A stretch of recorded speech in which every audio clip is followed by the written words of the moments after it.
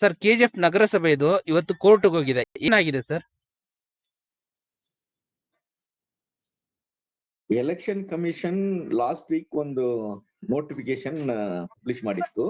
Okay sir. ಆ ಪ್ರಕಾರ ನಮ್ಮ ಕೆಜಿಎಫ್ ಮುನ್ಸಿಪಾಲಿಟಿ 31/10/2025 ಟೆನ್ಯೂರ್ ಕ್ಲೋಸ್ ಆಗ್ಬೇಕು ಅಂತ ಹೇಳಿ ನೋಟಿಸ್ ಪಬ್ಲಿಕೇಶನ್ ಪ್ರಕಾರ ಅದನ್ನ ವಿರೋಧಿಸಿ ಕೌನ್ಸಿಲರ್ಸ್ 34 ಜನ ಕೆಜಿಎಫ್ ಅಲ್ಲಿ ನಮ್ಮನ್ನ ಅಪ್ರೋಚ್ ಮಾಡಿದ್ರು.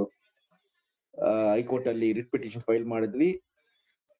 ಪ್ರೀ ಟೆನ್ಯೂರ್ ಕ್ಲೋಸ್ ಆಗ್ಬಾರ್ದು ಅಂತ ಆರ್ಗ್ಯುಮೆಂಟ್ ಕೇಳಿದ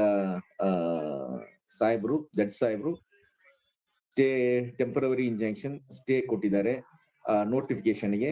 ಸೊ ಹಂಗಾಗಿ 31/10/2025 ಟೆನ್ಯೂರ್ ಕ್ಲೋಸ್ ಆಗ್ಬೇಕು ಅಂತ ಹೇಳಿ ಏನು ಪಬ್ಲಿಕೇಶನ್ ಮಾಡಿದ್ರು ಅದು ಆಗಲ್ಲ.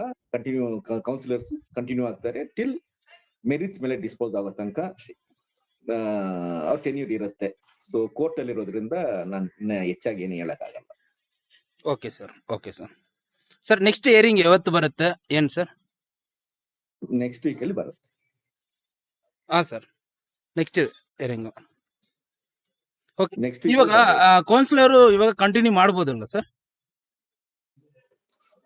ಟರ್ಮ್ ನೋಟಿಫಿಕೇಶನ್ ಸ್ಟೇ ಆಗಿರೋದ್ರಿಂದ ಕಂಟಿನ್ಯೂ ಆಗ್ಬೋದು ಟಿಲ್ ಹೈಕೋರ್ಟ್ ಡಿಸೈಡ್ ಮಾಡಬಹುದು. Okay sir. ಇವಾಗ ಕನ್ನಡ ರಾಜ್ಯೋತ್ಸವ ಉತ್ಸವ ಬರ್ತಾ ಇದೆ, ಇದಕ್ಕೆ ನಗರಸಭೆಯಿಂದ ಅವ್ರಿಗೆ ನೋಟಿಸ್ ಕೊಡ್ಬೇಕು ಅಂದ್ರೇನೆ ಕಾರ್ಯಕ್ರಮಕ್ಕೆ ಬನ್ನಿ ಅಂತ. ಅದ್ರ ಬಗ್ಗೆ ಇವಾಗ ನೋಟಿಸ್ ಅದ್ರ ಬಗ್ಗೆ ಎಲ್ಲ ನಾನು ಏನ್ ಹೇಳಕ್ ಆಗಲ್ಲ. ಬಿಕಾಸ್ ಕೋರ್ಟ್ ಅಲ್ಲಿ ನೋಟಿಫಿಕೇಶನ್ ಸ್ಟೇ ಆಗಿದೆ, ಅದ್ರನ್ನ ಮಾತ್ರ ತಮ್ಗೆ ಇನ್ಫಾರ್ಮೇಶನ್ ಕೊಡ್ತಾ ಇದ್ದೀನಿ. ಬೇರೆ ಇಂಟರ್ನಲ್ಲಿ ಬೇರೆ ಏನ್ ಹೇಳಕ್ ಆಗಲ್ಲ. ಇವಾಗ ಪ್ರೆಸೆಂಟ್ ಅವ್ರ ಕೌನ್ಸಿಲರ್. ಹೌದು. Okay sir, thank you sir.